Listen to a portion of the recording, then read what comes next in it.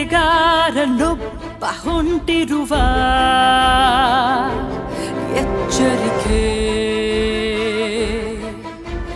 ಮೂರು ಕಣ್ಣು ನೋಡು ತೆರೆದಿರುವ ಎಚ್ಚರಿಕೆ. ಚಂಡಮಾರುತ ಒಂದು ಎದ್ದು ಬಂದಿದೆ ಎಂದು ಚಕ್ರವ್ಯೂಹ